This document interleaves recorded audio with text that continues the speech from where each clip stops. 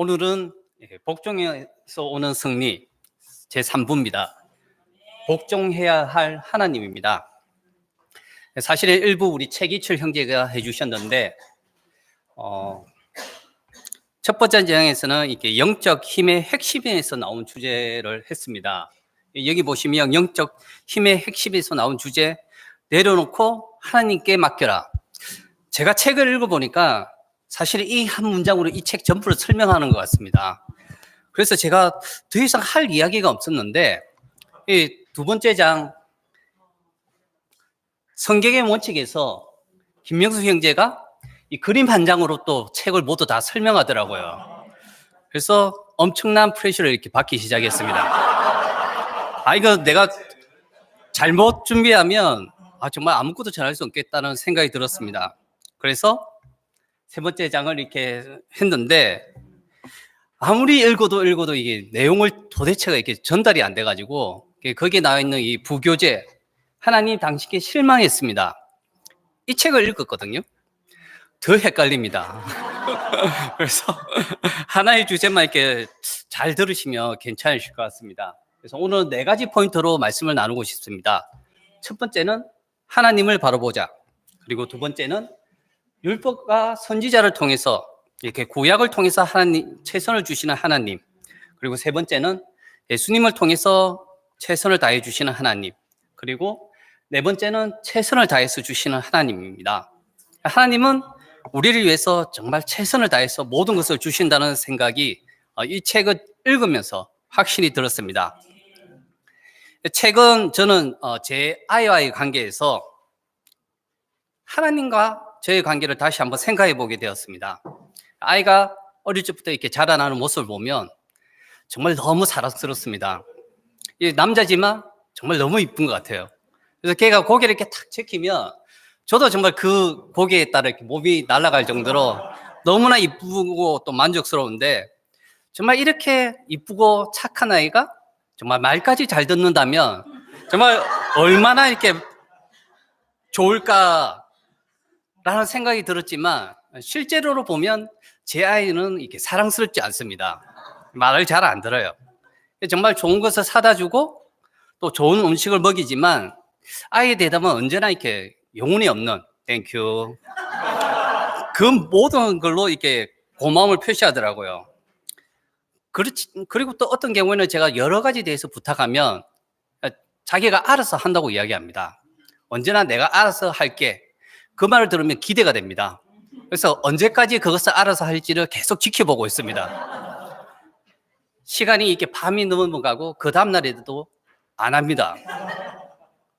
그래서 제가 보다 도대체 언제 할 거냐고 물어보면 자기가 알아서 할 텐데 왜 엄마도 이야기하고 아빠도 이야기하고 왜 반복되는 이야기를 계속 하냐고, 더 이상 이야기를 하지 말라고 합니다. 알겠다. 그렇게 이야기를 하고, 그러면 네가 봤을 때는 아빠가 너의 필요를 잘 채워주고 있니? 라는 질문을 했을 때 아이는 한참을 망설이고 있다가 딱 한마디 했습니다. 과해. 너무 과하다고. 그렇게까지 할 필요가 없다고 이야기합니다. 근데 그 이야기는 제 아내도 하고 미국에 있는 재호 형도 했었고 성경 형님도 하셨습니다. 우리 김진호 형제도 그 이야기를 많이 했습니다. 제가 아이를 바라보듯이 하나님도 저를 이렇게 바라보고 있다는 생각이 듭니다. 하나님은 저를 사랑하시고 저에게 정말 최선의 것을 준다는 생각이 들었습니다. 그리고 가끔은 이렇게 아이가 저를 바라보듯이 저도 하나님을 바라보는 마음을 느낄 수가 있었습니다. 제가 하나님께 때로는 너무나 지나치게 안 들어주신다고 말씀을 드릴 때가 있습니다. 왜 아무것도 안 주시냐고 이렇게 때를 쓸 때도 있습니다. 그렇게 하나님을 바라보는 제 모습을 보면서 제 기도도 한번 생각해 보게 되었습니다. 제가 늘 감사합니다 이렇게 기도하지만 결국 제일 마지막에는 이것이 필요합니다. 그리고 그 기도가 이루어지지 않을 때 실망이 계속적으로 나타나는 것을 제가 느끼게 됩니다. 감정에 따라 하나님을 바라보는 것은 어떤 경우에는 참 위험하다는 생각이 듭니다. 하나님이 나의 삶과 전혀 무관하다는 생각이 들고, 아니면 하나님이 나를 뺀 모든 사람들에게 이렇게 축복을 주신다는 생각이 듭니다. 그리고 심지어 믿지 않는 옆에 정말 너무 얄미운 사람들은 더 잘 된다는, 정말 더 잘 되고 더 성공하는 그 모습들을 보면서 내한테 무슨 큰 잘못이 있나? 아니면 하나님은 나를 싫어하시나? 그런 생각이 들었습니다.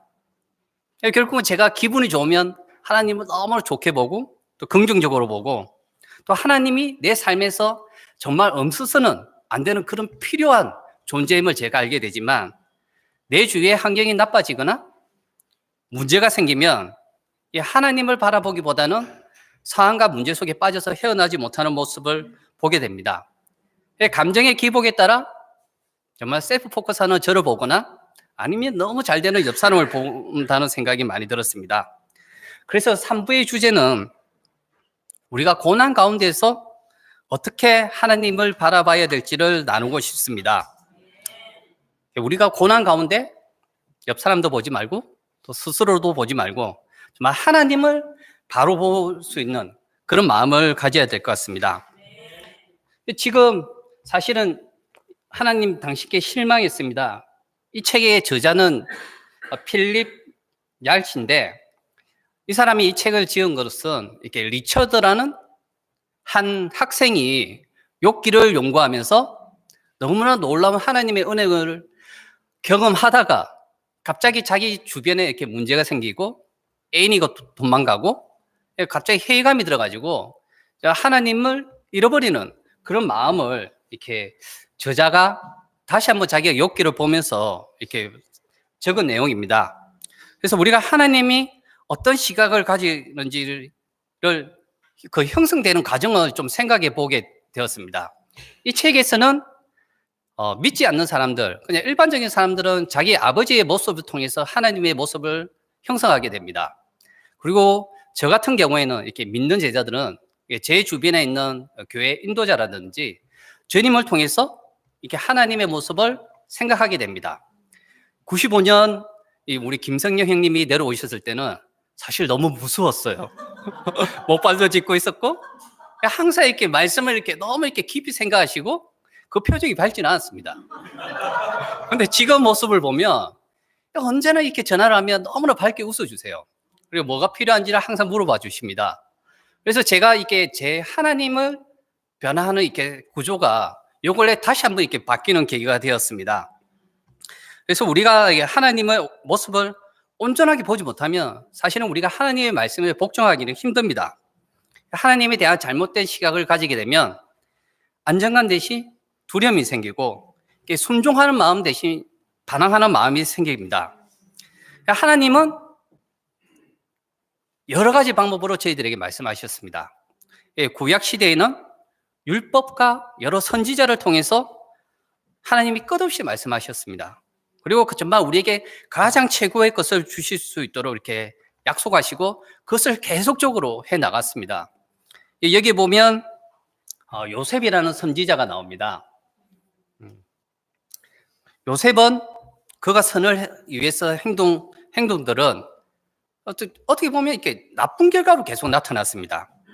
정말 그가 형님들의 꿈을 해석해 주었을 때는 우물 속에 던져져서 이렇게 노예로 팔려가게 되고, 이렇게 또 이집트에서 성적인 유혹을 거절했더니 이집트 감옥에 갇혔습니다.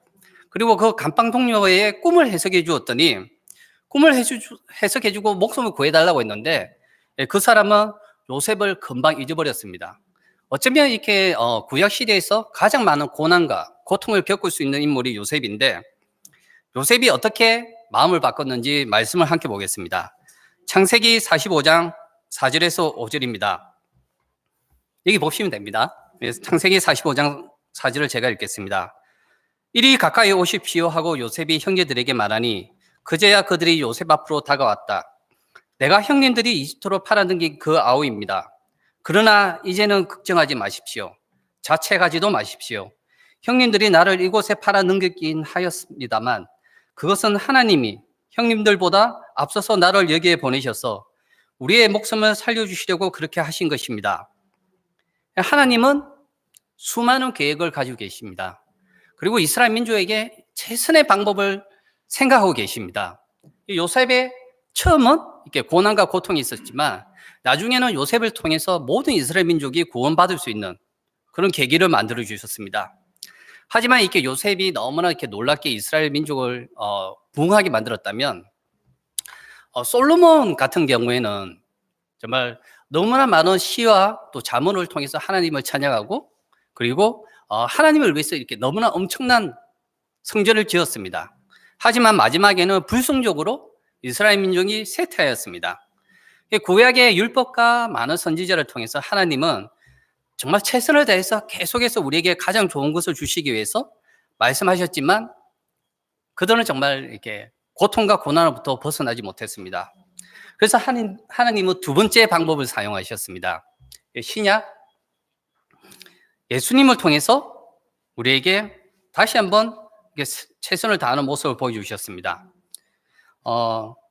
이게 보면 예수님이 이렇게 처음에 오셨을 때 40일 동안 사탄한테 시험을 받았습니다. 그리고 그 사탄은 이렇게 하나님의 말씀을 인용하면서까지 예수님을 시험하였습니다. 그리고 그 시험은 끝나지 않았습니다. 누가복음 4장 13절에 보면 악마는 모든 시험을 끝마치고 물러가서 어느 때가 때기까지 예수에게서 떠나 있었다고. 특정한 시간에 이렇게 피해 있었지만 사탄은 끊임없이 이렇게 예수님을 시험하고 또 정말 예수님을 따르는 우리들까지 그 시험의 대상이 되었습니다. 사탄의 시험이 이렇게 계속적으로 다가왔을 때 정말 예수님의 이렇게 기도가 예수님의 이렇게 뜻과는 전혀 이렇게 관계없는 이렇게 방향으로 이렇게 나가는 것도 보게 되고 또 이렇게 어려움이 생길 때마다 정말 예수님의 본 마음은 정말 이 고난으로부터 고통으로부터 벗어나고 싶은 그런 마음이 있었다는 것을 말씀을 통해 알 수가 있었습니다. 마태복음 26장 39절에 보시면 예수께서 조금 더 나아가서 얼굴에 땅을 대고 엎드려서 기도하셨다. 나의 아버지, 하실 수만 있으시면 이 잔을 내게서 지나가게 해 주십시오. 그러나 내 뜻대로 하지 마시고 아버지의 뜻대로 해 주십시오. 예수님의 이렇게 절박한 기도를 하나님은 참으셨습니다. 만약에 하나님이 너무나 사랑하는 아들을 위해서 이 잔을 이렇게 거두셨다면 그리고 그 모든 계획을 중지하셨다면 정말 너무나 기적과 같은 상황이 생길 수는 있지만 어쩌면 그 기적으로 인해서 이렇게 상황은 쉽게 변하지 않았을 겁니다. 이 기적이 많은 사람들을 이렇게 모으고 또 많은 사람이 이렇게 놀라게 할 수 있는 이렇게 순간적인 이렇게 시각적인 이렇게 효과를 제공할 수는 있지만 기적 때문에 이렇게 믿음을 끝까지 이렇게 간직하기는 어렵습니다. 예수님과 항상 함께 다닌 이렇게 세 제자 베드로를 보면 예수님이 모세처럼 너무나 빛이 나고 또 하나님이 음성이 이렇게 들렸지만 실제로 제자들은 이렇게 고난에 왔을 때 예수님을 버리고 이렇게 달아나셨습니다. 우리도 제자고 우리 삶에서 또 많은 이렇게 고난과 또 고통이 올 때가 있습니다. 오랫동안 이렇게 제 주위에 이렇게 수시로 이렇게 발생하는 문제로부터 저는 이렇게 비난받는 것을 대비해 올 때가 있습니다. 그것은 이렇게 문제를 빨리 해결하기보다는 스스로를 보호하는 데 더 많은 작용을 할 때가 있습니다. 그 경우가 어떤 경우냐면 이렇게 가족들 간에 다툼이 생겼을 때입니다. 가족들하고 다툼이 생기면 이렇게 가장 상처받는 말이 네가 뭘 알아? 그렇게 대답할 때가 있습니다. 그 소리를 들으면 너무나 섭섭하지만 사실은 그 말이 맞습니다. 타인의 고통과 이렇게 고난을 자기 감정에 이입해서 판단하는 것은 정말 어려운 일이고 좀 위험한 일입니다.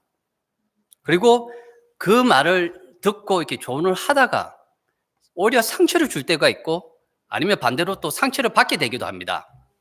드라마의 한 장면이죠. 다몬데 유명한 대사가 있습니다. 이서진이 하지원한테 아프냐? 나도 아프다. 이 대사가 있습니다. 아마 드라마라서 너무나 멋진 말이지만 제가 제 아내한테 가서 아파? 나도 아파. 그러면 엄청 야단맞을 겁니다. 네. 이 대사에 한마디가 더 나오죠. 이서진이 나를 아프게 하지 마라. 제가 제 아내한테 가서 나를 아프게 하지 마라 그러면 이게 정말 기름을 붓는 경식이 됩니다. 네. 현실적으로는 아파? 그럴 줄 알았다. 그게 솔직한 반응입니다. 예. 고난은 저희들한테 이렇게 갑자기 찾아올 수도 있지만, 이게 작은 실망들이 이렇게 조금씩 모여서 저희들의 믿음을 흔들고 저희들 마음에 이렇게 의심이 쌓이게 됩니다. 그래서 우리는 고난과 고통 가운데서도 우리가 해야 될 일을 해야 됩니다. 우리가 무엇을 하면 좋을지 말씀을 보겠습니다. 히브리서 5장 7절에서 8절입니다. 예수께서 육신으로 세상에 계실 때에 자기를 죽음에서 구원하실 수 있는 분께 큰 부르짖음과 많은 눈물로써 기도와 탄원을 올리셨습니다. 하나님께서는 예수님의 경외심을 보시어서 그 간구를 들어주셨습니다. 그는 아드님이시지만 고난을 당하심으로써 순종을 배웠습니다. 우리는 예수님의 고난을 통해서 순종을 알게 되었습니다. 아마 예수님의 십자가가 없었다면 우리는 순종하는 법을 배우지 못했을 것입니다. 하나님을 가장 이해할 수 있는 유일한 희망은 하나님의 말씀을 통해서 하나님이 드러내신 그 모습을 그대로 온전하게 보는 것입니다. 하나님은 완전하십니다. 그리고 완전하시기 때문에 실수가 없는 분입니다. 가끔은 우리한테 이렇게 잘못된 일이 일어나고 또 어쩌면 우리가 원하지 않는 방향으로 나아갈 때도 있지만 그것은 하나님이 실수하신 것이 아닙니다. 어쩌면 이렇게 우리 마음에 실패한 건 아닌가 그런 생각이 들지만 하나님은 절대 이렇게 저희들 한 사람 한 사람을 잃어버리지 않으십니다. 하나님은 과거의 모든 것을 알고 계시고 모든 것을 기억하고 계십니다. 그리고 미래에 무엇을 해야 될지를 우리에게 하나하나 알려주십니다. 하나님에게는 이렇게 과거도 미래도 필요하지 않으신 분입니다. 하나님은 영원히 존재하시는 분이시기 때문에 하나님의 결정이 정말 저희들이 올바르게 이렇게 말씀을 통해서 따라간다면 저희들이 이렇게 과거에 일어난 모든 고난, 고통, 그리고 앞으로 일어날 모든 고난과 고통으로부터 우리 마음을 준비할 수가 있는 것 같습니다. 이사야서에 보면 하나님이 우리에 대한 마음을 말씀으로 나타내셨습니다. 46장 10절입니다. 처음부터 내가 장차 일어날 일들을 예고하였고 내가 이미 오래전에 아직 이루어지지 않은 일들을 미리 알렸다. 나의 뜻이 반드시 성취될 것이며 내가 하고자 하는 것은 내가 반드시 이룬다고 말하였다. 아멘. 하나님은 하나님의 창조물들을 위해서 무엇이 최선인지를 알고 계십니다. 그리고 우리가 필요로 모든 것을 알고 계십니다. 우리는 말씀을 통해서 하나님을 신뢰해야 됩니다. 여기 보면 공감이라는 이야기가 나옵니다. 심퍼티 맞나요? 심퍼티인데 이게 그리스어로는 심파토스, 함께 고난받다는 뜻입니다. 하나님은 예수님의 십자가를 통해서 저희들과 함께 고난을 받으시고 그리고 저희들 마음이 어떤지를 잘 알고 계십니다. 하나님은 우리들과 함께 공감하고 계시고 우리가 느끼는 모든 감정들에 대해서 알고 계신다는 생각이 들었습니다. 하나님이 구약과 신약을 통해서 다른 방법으로 말씀하셨지만 하나님이 말씀하시는 말씀은 한 가지밖에 없습니다. 하나님의 계획 극 중심에는 이렇게 사람이 있습니다. 하나님이 주신 모든 것은 하나님이 중심이 아니고 인간이 중심입니다. 인간이 중심이 됩니다. 하나님은 우리에게 정말 최고의 것만을 주시기를 원하십니다. 이 책에 보면 이렇게 폴 브랜드 박사의 이야기가 나옵니다. 어떤 사람이 그분한테 물어봤어요. 내가 고통을 할 때 하나님은 어디에 계셨습니까? 그때 이 박사님이 뭐라고 하셨는지 그분은 당신 안에 계십니다라고 이야기했습니다. 당신을 고통스럽게 하는 문제에 있는 것이 아니라 고통을 당하고 있는 당신 안에 있다고 말씀하십니다. 우리가 문제와 상황을 벗어나서 우리 안에 있는 하나님 그리고 우리 그 고난을 통해서 우리에게 무엇을 주실지를 이렇게 기도와 찬원으로서 이렇게 하나님께 다가간다면 하나님은 우리에게 가장 좋은 것을 주실 거라는 생각이 들었습니다. 하나님은 완전하시고 지속적으로 변함없이 우리를 사랑해 주십니다. 그리고 우리에게 일어나는 상황을 통해서가 아니라 이렇게 우리가 마음으로 순종할 때 하나님은 우리에게 이렇게 모든 불순종과 의심과 그리고 우리가 하지 못하는 모든 것들을 이렇게 내려놓고 하나님을 따를 수 있도록 도와주십니다. 요한복음 17장 13절에서 17절입니다. 우리가 고통 가운데 또 우리가 정말 어려운 가운데 무엇을 따라가야 될지 예수님이 이렇게 고난 가운데서 하신 말씀입니다. 요한복음 17장 13절을 제가 읽겠습니다. 이제 나는 아버지께로 갑니다. 내가 세상에서 이것을 아뢰는 것은 내 기쁨이 그들 속에 차고 넘치게 하려는 것입니다. 나는 그들에게 아버지의 말씀을 주었는데 세상은 그들을 미워하였습니다. 그것은 내가 세상에 속하여 있지 않은 것과 같이 그들도 세상에 속하여 있지 않기 때문입니다. 내가 아버지께 비는 것은 그들을 세상에서 데려가시는 것이 아니라 악한 자에게서 그들을 지켜주시는 것입니다. 내가 세상에 속하지 않은 것과 같이 그들도 세상에 속하지 않았습니다. 진리로 그들을 거룩하게 하여 주십시오. 아버지의 말씀은 진리입니다. 아멘. 우리는 진리인 말씀을 통해서 모든 악으로부터, 이렇게 고난으로부터 서로를 보호해야 됩니다. 예수님은 십자가를 통해서 우리를 보호해 주십니다. 그리고 우리가 모든 고난과 고통으로부터 또 악으로부터 하나님의 관계가 끊기지 않도록 이렇게 도와주십니다. 외부적인 문제나 상황을 통해서가 아니라 정말 하나님을 신뢰하고 이렇게 믿음을 지킬 수 있는 이렇게 말씀을 저희들은 따라가야 됩니다. 사도행전 17장 27절에 보면 이렇게 하신 것은 사람으로 하여금 하나님을 찾게 하시려는 것입니다. 우리는 십자가뿐만 아니라 이렇게 말씀을 통해서 스스로 이렇게 하나님을 찾아가야 됩니다. 진정한 믿음은 우리가 하나님 뜻대로 이렇게 행하겠다고 이렇게 결심하는 것이 아니라 하나님이 우리 뜻대로 이렇게 해주시도록 이렇게 바라고 이렇게 조종하는 것이 아니고 정말 하나님의 뜻대로 정말 예수님의 십자가를 통해서 우리에게 하신 말씀대로 이렇게 행하도록 우리 마음을 준비하는 것입니다. 이 책에 보면 욥이 나옵니다. 욥은 이유 없이 이렇게 고난과 고통을 당했습니다. 하지만 욥에게는 지금 당신이 당하는 이렇게 고난과 고통보다는 그 가운데서 이렇게 하나님을 직접적으로 보는 것을 더 바랬습니다. 우리도 이렇게 정말 눈에 보이지 않는 이렇게 고난과 고통 또 어려움이 있다면 정말 우리 주제인데 보이지 않는 것을 보이는 것을 바라보는 것이 아니라 정말 보이지 않는 것을 이렇게 바라보는 게 필요합니다.